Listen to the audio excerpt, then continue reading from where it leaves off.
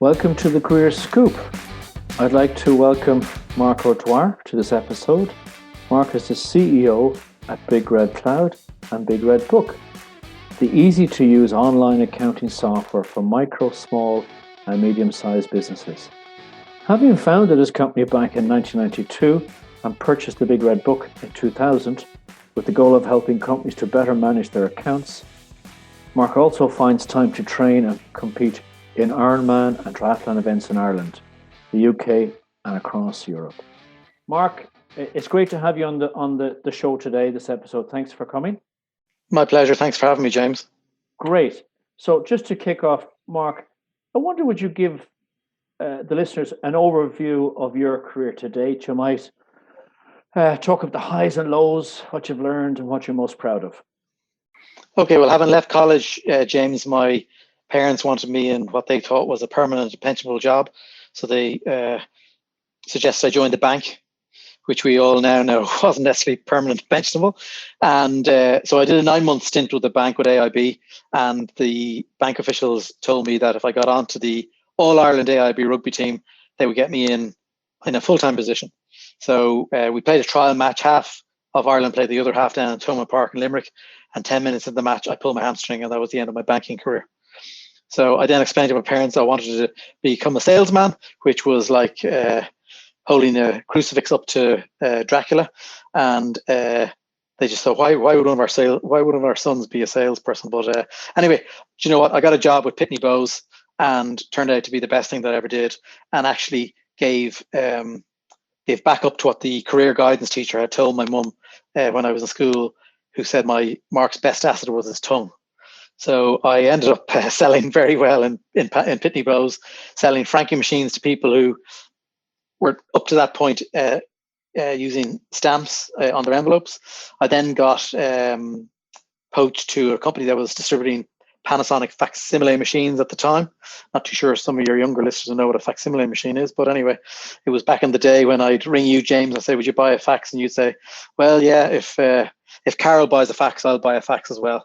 And so you end up getting the sale of two fax machines. So then from there, I got poached to a company called Orchard Computers, who were selling incomplete accounting software to accountants in practice. They promised me the sun, moon, and stars in training, never gave it to me, and I ended up having to teach myself the accounting software. Luckily enough, I had a very good accounting teacher in school, so I had a good knowledge of accounting. Bearing in mind, I did marketing in college, not accounting. So I did very well there, and then the Panasonic company got the distribution rights for laptops, Panasonic laptops and printers. So they poached me back. So we made an agreement that if I came back and we hit a certain target, we'd set up a new company. And that's exactly what we did. We had 180% over target. We set up the company in the January. And shortly after that, Panasonic Ireland bought out their joint venture partner, which was Smurfit, and took all the products back off the distributor, and in particular ones that were doing really well, which was ironically the computers and the printers that I was selling. So I was kind of left to go either join Panasonic as product manager or to go back selling fax machines. So I took the step to go with Panasonic, worked under a Japanese man called Tony Tanimoto, who's great to learn from. Interesting culture, the way they work in Japanese companies. But I found it suppressed my personality, James. And it was really that was the conduit to me setting up my own business in 1992.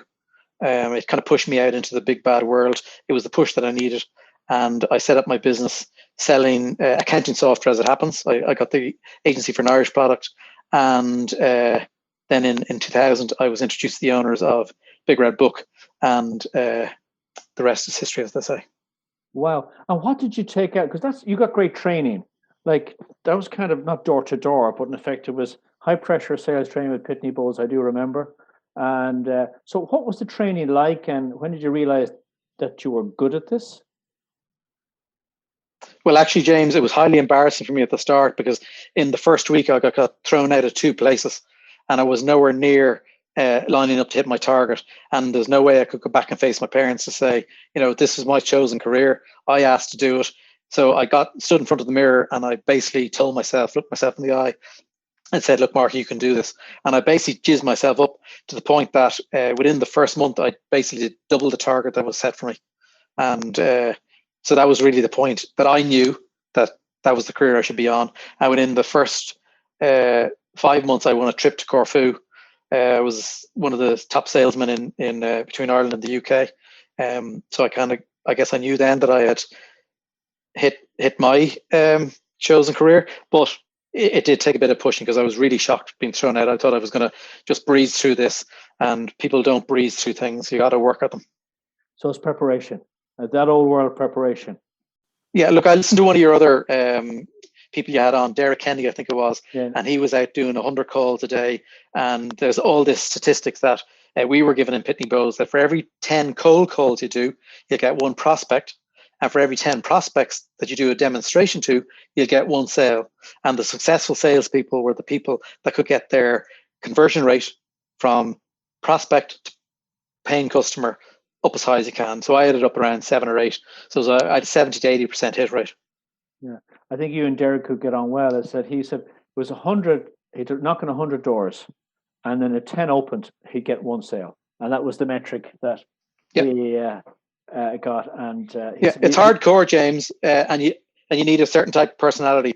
Now, mind you, Pitney Bowes did kind of play the cards in their own favor. So on your second interview, you did the McQuaig test personality profiler, and they knew from that personality profiling test if you had the personality to be a salesman and take rejection. Okay, so it's all about embracing rejection. Yep, exactly. How would you define pressure and rejection? How do you define rejection, or how does rejection come across to you? If you can articulate that. I look at it as an opportunity and a challenge. So you get inside and you say, why is this person rejecting you? You go back and ask them the questions. What could I do better? And you say, look, can you help me? And nobody doesn't want not to help somebody. So if you go back and you say, what did I do wrong? How can you help me? And then when they tell you what you did wrong, if you can then say, well, look, James, if I could actually give you that in black as opposed to red, then would you buy it off me? So James has told you that he'd buy it if it was in black. So he's not going to say no. So you look at every rejection as an opportunity to either better yourself, learn from it, or turn it into positive for yourself. Yeah. And does it take you long to go the full circle on getting there? I mean, you realize very quickly that you thought you were good at this, and the results showed that you weren't good at it, and then you say, okay, I need to do something. Did you have any mentors around you as you at the start, or maybe going through your career, that kind of helped you reinforce this philosophy? Probably not. I would have had a sales manager at the time, but they were only interested in me hitting their target, because if we hit our target, they got more commission. So they were kind of really self-motivated. They weren't really a mentor as such. I just looked deep within myself and, just challenged myself with the failures to say, let's try and turn them around to be positive, and moseyed my way through life that way, really. I haven't really had I've had a great supportive wife. So she's a great sounding board to sound things off. But at the end of the day, the results were down to me. So I had to adjust to survive. And that includes taking unfavorable feedback sometimes, or a lot of times, to help you make that change. Yeah, well, I think a lot of the young people nowadays are not willing to take that unfavorable feedback. And I think the people that will succeed are the people who will take that unfavorable feedback, listen to it, learn from it, and try and make it better. I mean, obviously, it's subjective when somebody tells you something. It's their opinion of you, but there's a reason they said it to you.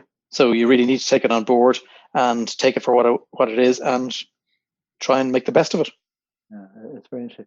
And any funny stories about early sales calls going wrong, or clients going wrong back in the early days, or even current days? Any good stories that just the learning or mistakes, or those kind of things? Oops, I won't do that again. Yeah, well, I have a couple, Jim.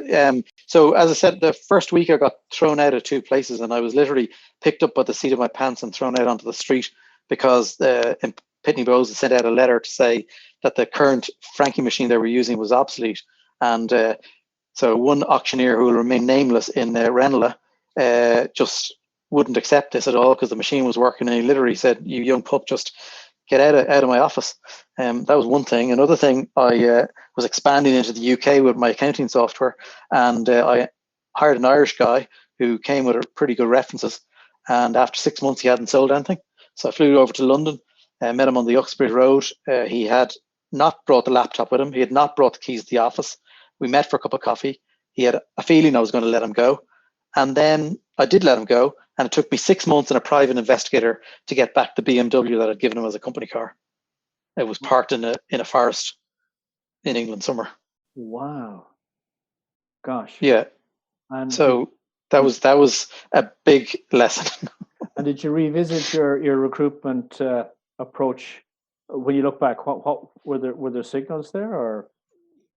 Yeah. So recruitment wise, I take people. I think Derek actually said this. I take people for granted in a lot of cases when they say if they can do something, I accept that they're not lying to me. But what I learned from that, because I was trying to expand the business in the UK, what I learned from that is rather than employing people, when I went to do it again, I actually bought companies that were already set up in the UK, other resellers, and I expanded that way. That was when I had I had an SAP business back in 2003, and I built that to be the biggest in Europe, Middle East, and Africa. And I built that by acquisition, not by actually employing people directly in the UK. And when you were buying companies, what did you look for? Well, that was very easy. So I looked for companies that were already resellers of SAP, already had a customer base, and preferably a customer base that they'd made mistakes with, but the customers weren't happy, because we were very exceptionally good at customer service. So I like to go into companies, and they were selling because they couldn't work out what the customers needed. So they were ideal for me. So all these customers were about to leave these companies that I bought. We got in, sprinkled our little bit of magic and customer service on it, and we not only kept them, we started winning other customers because they then told their friends that were in business, this company has now turned itself around. They've got a new owner, and so that's kind of worked from my point of view. So I take it you love the challenge of trying to hold on to a client. So if it goes wrong, you go in, and how do you get a client that you've kind of dropped, say someone else has dropped a number of balls with, to get them to say, come on, we're going to look after you now? How do you make that happen? Well, first off, you got to find out what went wrong, James. And when you've ascertained exactly what's gone wrong, you can then go to the drawing board and put a solution to them that will work, that they'll be happy with, and that you feel you can stand over. So what about the initial hair dryer reception you might get, or the first couple of phone calls, like when you're thrown out of the office in Ranelagh, that sort of people are upset, they vent. Yeah. You just listen, take it, and then I love that. Just throw it all at me. I'll suck it in like a sponge. And, please vent as much as you can. Get it all off your chest. We're going to make this better. How are you going to make it better? Your predecessor didn't make it better. We understand that. I can give you a number of customers that are with us already and have been with us for many years, and you're quite willing, you're quite able to ring them, lift the phone to them and ask them, did we turn around any situations that they had in the past? So you have to stand over and be confident about the service that you can provide, but at the same time, take the angst and the grief that these people had, because they just want to offload and they really just want to make things better. So, if you listen to them, then they appreciate that. Yeah, very simple on one level. We're never taught that, are we? No, those kind of things aren't taught. I think they're inbred in that they're in your DNA. Like if you need to get somewhere, you got to get through the issue first, don't you? Nobody can get through the barrier. You can't get over the fence until you worked out a way to get over the fence, or what the fence is there in the first place for. So you need to break down the barriers, the fence, whatever it is, and break it into smaller, minute particles, and then get solutions that will work. And then you start rebuilding the relationship, and then the relationship starts flourishing, and then you start getting more business off these people. And would you find when you recapture a relationship that relationship is maybe 2, 3, 4 times stronger because of that journey? The trust 100% is bigger. Yeah, if you deliver on something that you promise, the cement in that relationship is that they will not leave you, because they don't want to go through it again and having a bad experience with somebody else. And if you've proven that you've worked out the solution, you've delivered on what you promised, they won't leave you. It's very simple on one level, but it's it's human nature, I suppose. Yeah, my whole business philosophy over life has been simplicity. Yeah, if you weren't in the job you're in, what would you be? And I know you're a big sports person, and in the question I shared, mixologist, photographer, professional golfer, and why. So what if you could say, here's the dream job for Mark, what might you be if you had to go again? Well, back in the day, James, when you and I played rugby, there wasn't such a thing as being a professional rugby player. But I would have 100% have liked to have either been a professional rugby player or a professional athlete of some sort, maybe a triathlete, an Ironman. But more recently, in fact, just in the last few days, I've had some tree surgeons in.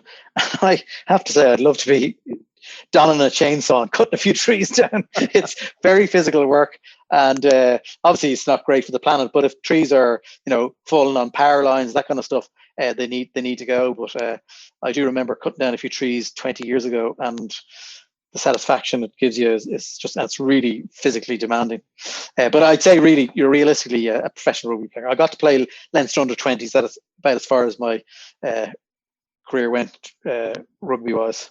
But you've a great success now with the triathlons and Ironmans. Do you want to share the listeners your how you got involved, your approach, and what your successes were?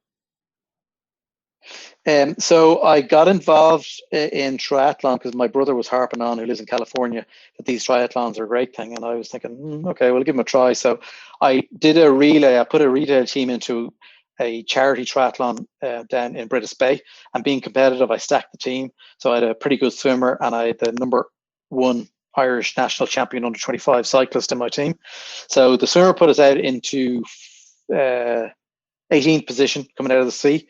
The cyclist put me out into the run into first position, and I was 5K into the 10K run, and this guy shouts at me, "Mark, I'm coming to get you." And I turned around, and it was Eamon Coughlin, and he sprinted past me, broke my spirit, and he told me afterwards that he checked out who I was in the car park. He said I looked relatively strong runner, and found out what my name was, and said that he decided he'd shout at me, and if he sprinted past me the way he did in the Olympics and he waved the arm, he'd break my spirit. And I said, well, it's not a bad thing coming second to an Olympic champion. So that was my entry into triathlon, and that was a relay. Then I started doing the sprints. Then I did the triathlons.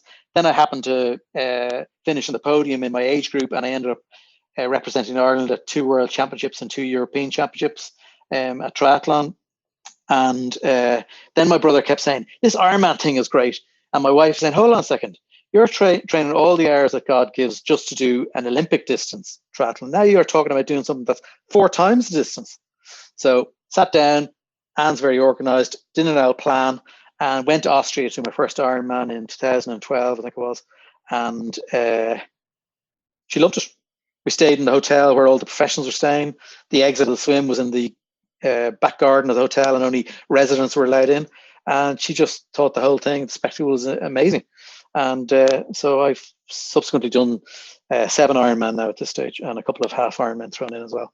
Well, and how's the body after all that exertion? Yeah, the body does get tired, I have to say, because it is quite a lot. I don't know if your listeners know what an Ironman is, but it's a 3.8K swim, a 180 kilometer cycle, followed by a full marathon, 42.2 kilometer run. So the actual training required is something like 20 hours a week on top of your work and your family life. So it can take a toll on the body. And I did get struck down with shingles in 2018. And, a lot of times they say shingles is as a result of the body and immune system being pushed to the limits. I think you and Derek Kenny have a lot more in common, because he did the Gobi Desert Marathon with about 3 days of training. And very little sleep, I hear. And got over the line. But I think that I suppose what I'm seeing is that if you set the challenge, whether that be in personal life or in work, you just keep going forward and try and achieve the challenge. Correct. Simple as that. When you recruit people, what qualities do you look for them? I look for passion, honesty, like to see that they're hungry, motivated, and loyal. And the process? Are you interviewing when you're interviewing people? Do you have one interview, two interviews? Do you meet someone for a cup of coffee? Do you anything that's out of the box? I'm just curious. Try and get a sense of somebody. It's not out of the box. The phone call first, James. There's no point wasting their time. There's no point wasting our time until we're going to gel, and we feel that they have the key skills that we require for the role that's been advertised. If they get through the telephone, then we'll bring them in, and I tag team with my COO. So she sits in on all the interviews, and we have a number of questions. Some that she'll ask, some that I'll ask. Some are probing about their previous successes, their previous failures, how they deal with those failures, what's been their career highlights, where they like to see themselves in 5 years' time, the usual kind of stuff. But I do feel that having a female colleague in the interview gives you a better intuitive side, because I do feel, with all due respects and not being sexist, I do think females have far more intuitive nature, and they will read a person better. And as I said earlier on, I take people for their word, and females are always a little bit more skeptical, I think, and they'll dive a little bit deeper. And I do think a tag team of a male female in an interview process has worked. It's certainly worked for us. That's interesting. Next question, networking. When I say sorry, James, just on the hunger, I love to see somebody who wants to go and buy a house, get a mortgage, have kids, whatever the case may be, because certainly when it's in sales, then know that they're 100% motivated, because they need to earn the money to give them the life that they want. So the goal is there, they're focused. Yeah. Very, very, very simple. Just networking. Tell me, I mean, I've known you for quite a number of years. I think you're a brilliant networker, and obviously you're a sales guy originally, and always a sales guy. You never change. Did you consider this networking is this new word we hear about? So, what was networking back when you kind of came off the production line from school, or and out into the working world? What did you have a concept of how to do it, or? I think anybody that's involved in team sports is a natural networker. They're, to be in a sport like rugby, the 15 guys, the winning the game isn't dependent on the out half kicking the penalties or the conversions. It's a 15-man game, and so you tend to understand people a lot better when you've come from a team environment. So whether that's hockey, soccer, Gaelic, rugby, whatever it is, it sets you on the path to being able to understand people and work with people, and that's what the first thing about networking is. So my first thing when I set up the business was literally going in every evening after work when I set up my business and putting flyers into the doors in Fitzwilliam Square and the offices and Marion Square, offering a free Panasonic TV with every fax machine somebody bought. So people couldn't understand that. Well, you're not making much margin, no, but the paper and the ink consumables that you were going to get thereafter was going to be a recurring business. And so it was worth giving away the free TV at the time. So you start networking through business, then you start joining a business network like Dublin Chamber, maybe BNI, and sports clubs. If you're in a sports club thereafter, I'm a firm believer in not necessarily talking about business in the club, but by virtue of the fact that you're changing beside somebody in a club, they'll ask you what you do, they'll make a mental note of it. And then if you are in a service industry and are looking for that service in the future, they're going to say, oh yeah, geez, I was changing beside Mark. Yeah, he's in that industry, must give him a call. So it's kind of it's a natural flow, and don't be afraid to be selling all the time. I've ABS, and it's not a set of brakes on a car. It's always be selling. ABS, I like that actually. That the young listeners should, not even the young, all the listeners. ABS is a nice and setting brand you and what you represent, and that's by fronting up and being there. How about now? And people, James, people will appreciate you remember their name. So that was a key thing to networking, that I remember faces and I remember names. And I could be down in the darkest, dreariest county in Wicklow or Wexford or wherever it is, on my bike with my friend, having to stop for a cup of coffee, and I'll meet somebody I know. And he'll say, like, how do you know these people? And on a per capita basis, he's a surgeon. He probably sees more people than I do. But because it's a different environment, I'm business, and every time I look at somebody, I see them as business. Whereas when somebody comes into him, it's somebody he's just got to fix the issue with, and then they're gone again. But in business, you have a recurring relationship with these people, because it's not, you just don't want a once-off sale. You want to be able to go back to them and get more business out of them. And so that's where you develop that business relationship. But also they become personal relationships, I presume. The friendships evolve out of some of those relationships. They kind of flip across, which is interesting. What about now? I mean, now that we're in the middle of COVID, we're not in the middle of it. Hopefully we're near the end of it. How are you adjusting to the new? Using new medium to sell or build relationships. Have you any thoughts or comments around that? You can't meet people. You can't see the whites of the eyeballs of somebody. And no, but there's lots of networking groups going on Zoom and Teams, and they are ways to meet new people. I've got this company in the UK that have put together a network of providers of software and services to accountants in the UK. And so they had 164 people on a call there before Christmas. And the way they did it, in order that you would get to know people, was they had breakout rooms every 10 minutes. So you'd break out into 4 or 5 people, because you're not going to get to know 168 people. It's impossible, no matter how good a networker you are. And no matter what you say, whether it's funny, it's not everybody's going to be listening at the same time. So by breaking into those smaller little groups, you have a better chance of doing a one-to-one with 2 to 3 people, explaining what you do a little bit of speed dating, business dating, really, and in that way they start to understand what your business is, and you start to understand what their business is, and it's no different than meeting face to face. You're just not physically in front of the person.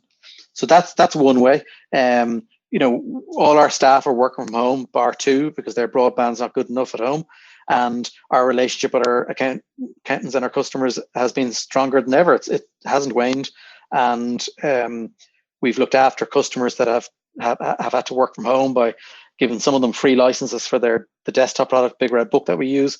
The Big Red Cloud, it's a digital product, so COVID has really played into our hands, James. So we've a lot more people moving over to our digital accounting product, Big Red Cloud, than we had before, because you can work from anywhere once you got a browser. As I said, my company uses the product, so we're very, very happy with it. And I know you gave me a couple of water bottles, cycling water bottles, and so that's the free plug, as they say. But going back to thank you, James. Going back to as you know, I was a referee, a very good referee, a rugby referee. I would say myself. Other people might disagree. You were sponsor of the referees in the not the Premiership, in the European. You sponsored the Pro 14. The Pro 14. Tell me about that journey and how that happened, and what did you get What did you get from it? I'm curious about the impact, because I think it was a super idea. So, with a background in rugby, having played it like yourself, I do watch a lot of rugby. And I was sitting on my sofa one day, and I was looking at Pro 14, and I just looked at the back of the referee's jersey, and I said, "There's a blank canvas." The camera zooms in on the back of the jersey of the referee when the teams are scrumming down, and there was nothing on it. So I approached the commercial director of the Pro 14 and went in, and I said, "Listen, I want to advertise here." So they put a package to me, and I agreed to it. And that came with a lot of free tickets for all the matches, no matter where they were. And obviously, it's been played in South Africa now as well. What it did for our company is it got us huge brand awareness. It's televised to 140 countries. People don't know that. The viewership is huge. It's in the millions.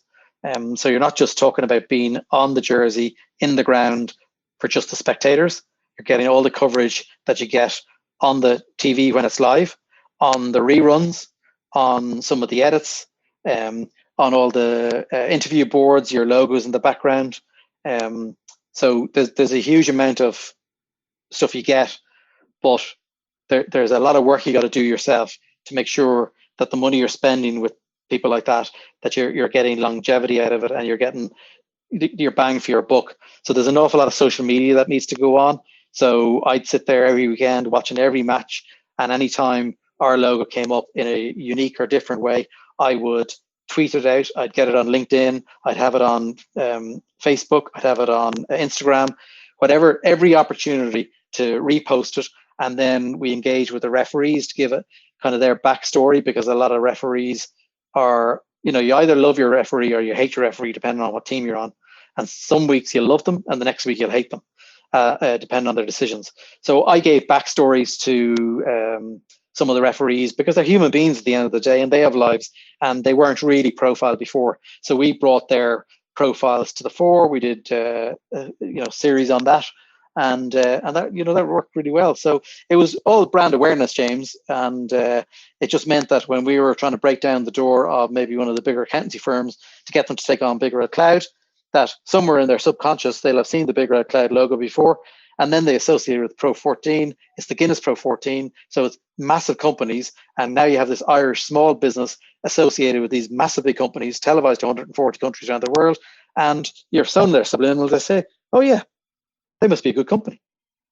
Yeah, that's great. I do love the logo on the jersey. I think it works very well. It's very clear. It comes out very well. And if you have any spare ones, I've probably gone to an extra large now, but I may not. Happy to receive one. You may not have extra larges for the pro referees, in the sense, Yeah, I don't know any extra large pro referees. No. Well, there was back in the day. Two questions to close off. Mistakes, business mistakes. I know we talked about. I'm just curious. Is there anything you say, "Gosh, I'll never do that again"? I'm just curious. Just anything that you say you learn from. And it could be funny. It can be. Most of these can be funny. I was sharing with somebody on a previous podcast. I had a Japanese customer, and I was going to meet him for the first time, and I was prepped. Having worked with Japanese, as protocol of giving business cards, and it's really, really important. So I've been schooled in how I do this, and really important to get a look at the card, pass it across. You pass your business card across. So this guy was he was CEO of Oryx Worldwide. So this guy was a huge Kikuchi-san. I came in, he came in, gave me the card. I looked at it, did all the right things, popped it into my jacket, popped back my card, and to my consternation, I gave him a dart card, which was inside my. I didn't know what to do, but I just saw a flicker of smile in his eyes, because he kind of realized very quickly. I said, "I'm terribly sorry, Kikuchi-san." Kind of not grabbed it, took it back very gently, and came out with my card. But for whatever worked, whatever way I handled it, we got the business. But I still have cold sweats thinking of that one, Well, a few funny things. We tried to list the company on the stock exchange, and when we were doing the roadshow, we got invited to a pretty high-profile investor's apartment in Mayfair, and there was Burberry carpet halfway up on the lift. We were served breakfast by his maid, and there was a 26-page presentation, of which I presented 22 of the pages, and my finance director presented 4. And so we're sitting there, they're all crunching toast. I'm doing the majority of all the work. And we come out afterwards, and my finance director says, "Did you see the artwork on the walls?" I said, "Are you having a laugh? Are you serious?" I was working while you were crunching toast and admiring the artwork. So anyway, that guy put in $1 million to the offer, as it happens. The 3 other things when I was developing. So developing the Big Red Cloud business, you asked, was there any mistakes we made? We initially went to a company that had code conversion software that were going to be able to convert my Big Red Book company software to work in the cloud. And we paid them on a monthly basis. It was a fixed price contract. And after 10 months, they kept showing us all the updates as we went along. After 10 months, it turns out that they had gone bust. And what they were showing us on the screen was just screenshots. It wasn't actually the software at all. So they completely fooled us. So what I learned from that, the flip side is to do it ourselves. So we subsequently went about developing and rewriting the cloud from scratch back in 2010. Another one was, I mentioned I built that SAP business to be the biggest in Europe, Middle East, and Africa. And while that was a positive, it might have been a mistake to Big Red Book, that if I had given the same 4-year commitment to the product that I owned myself, Big Red Book and Big Red Cloud would be a lot bigger now than they were at the time. But I guess I went off on an ego thing there, where SAP were the third largest software company in the world, and I wanted to be the biggest reseller, and I achieved that. But at what cost? Interesting. Like, I did sell the business and I did well out of it, don't get me wrong. And I sold it on the 28th of February 2008, just before the recession. My sales manager bought the business off me, took 150 SAP sites around Europe off my hands and 22 staff, and paid me cash. And that was luck. But, I do think that there was a cost to the Big Red Book for myself and my business partner, taking a secondment out of Big Red Book to run that business. So there are a couple of mistakes. And so there were positive things at the time. They seem to be, but they, I got paid for it. So it did all right. But but it's interesting. Sometimes, you can go a direction when you look back and say, why did I do that? But it can work out the right way. So, it swings around about. So particularly when you're the owner, and you eat, drink, and sleep the business, and it keeps you awake at night. So that's passion as well, and that's problem solving. So I could understand. Yeah, but James, you've got to be able to bounce back from them. It's all very well having the passion, and being able to problem solve, but you have to take the hits. I have had so many rounds with Mike Tyson in the 28 years I've been in business. It's not even funny, and you just keep getting knocked down. And if you want to stay in business, you got to get back up again. So you do need to be able to bounce back. No, I absolutely, because if you don't, nobody else will bounce back for you, as I said. Last question, 5 words to describe your career. Accidental, unplanned, focused, enjoyable, and challenging. Thank you for listening to The Career Scoop, brought to you by Elevate Career Advice and Elevate Executive Selection, Dublin and Bermuda. I'm James Fitzsimons, and I hope you've enjoyed listening. Tune in next week for another episode. Hope to see you there. Bye.